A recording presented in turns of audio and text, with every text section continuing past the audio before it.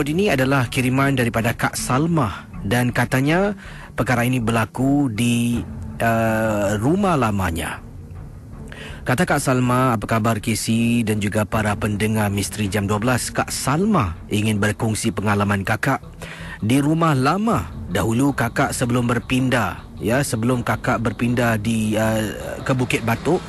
Ini pengalaman rumah lama kakak di kawasan Bedok.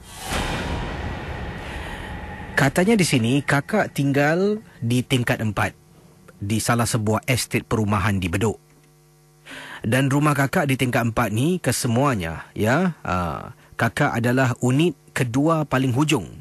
Jadi ada satu unit yang paling corner, kata Kak Salma lah. Jadi sebelah ujung paling corner menghadap koridor ada satu unit, dipanggil corner unit, dan sebelum unit yang ujung tu rumah Kak Salma.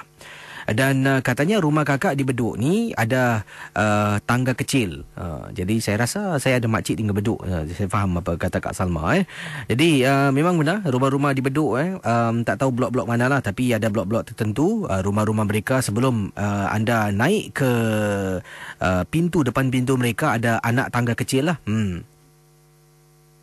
Dan rumah jiran sebelah kakak, kata Kak Salma, merupakan rumah bekas orang Melayu kita lah. Tapi waktu itu rumah itu dah lama kosong, lebih kurang setelah mereka berpindah ke tempat lain, lebih kurang dah nak dekat 2 bulan lebih kosong dan tidak dihuni oleh sesiapa. Dan KC kakak ni seorang pekerja shift. Jadi kalau kakak balik kadang-kala lewat malam. Ada satu malam ni kakak balik dari kerja, naik tangga. Sebab kalau naik lift kena naik tingkat 6 waktu tu lah. Sekarang dah ada lift every level tapi waktu itu kakak kena naik tingkat atas, turun satu tangga baru sampai rumah kakak, kata Kak Salma. Jadi apa yang berlaku bila kakak balik dari tugas shift malam ni, sekitar pukul mana ada tak jam ni? Okey, dia tak beritahu jam berapa. Dan bila dia balik shift malam ni, dia naik tangga sampai tingkat 4, dia jalan depan koridor tu nak pergi menuju ke arah rumahnya. Dia ternampak rumah paling ujung dekat tangga kecil tu ada perempuan sedang berdiri. Jadi dia fikirkan mungkin ada orang baru tinggal, dia tak perasan. Jadi dia pun jalanlah semakin dekat. Wanita tu masih lagi berdiri depan pintu rumah sebelah. Jadi kalau disebutkan di sini para pendengar Ria 897 FM, dia kata rumah sebelah maknanya pintunya sebelah-sebelah lah.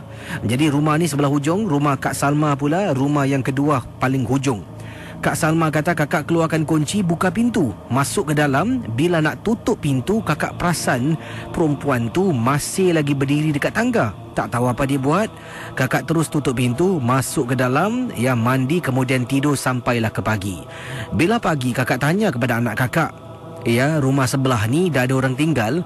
Anak kakak kata dia tak tahu. Tanya suami pun tak tahu. Tak apalah. Jadi satu hari kakak duduk rumah nak tunggu malam sebab kakak bekerja masuk malam, balik pagi. Dan sementara tunggu tu buka pintu, menonton TV dengan harapan mungkin akan bertemu lah, terserempak dengan jiran sebelah yang baru pindah yang semalam kakak nampak.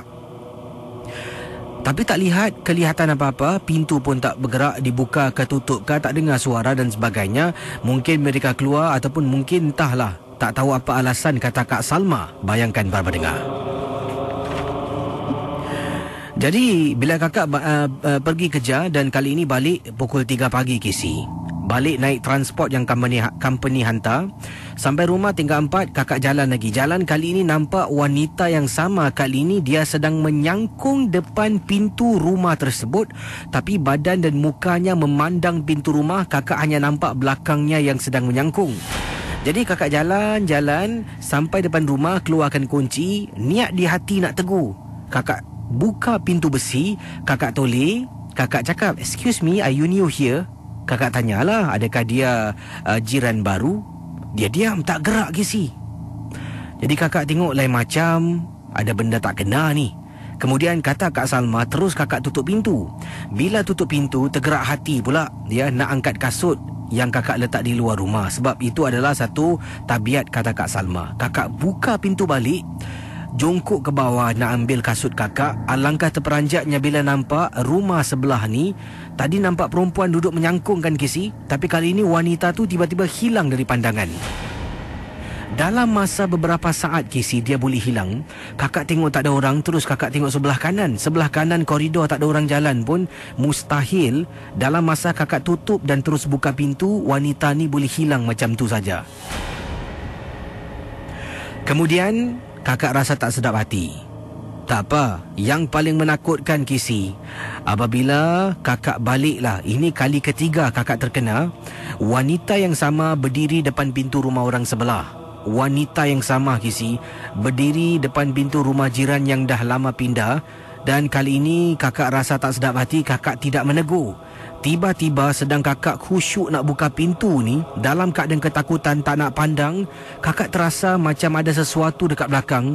Alangkah terperanjatnya Casey bila kakak toleh sedikit, ternampak benda tu sedang berdiri di belakang kakak, kepalanya tunduk, rambut tutup muka, tapi kakak rasa nampak sedikit saja. Kata Kak Salma, masuk dalam tutup pintu, menggigil ketakutan. Kali ini kakak terus tak mandi, duduk dalam bilik sampai tertidur di waktu pagi.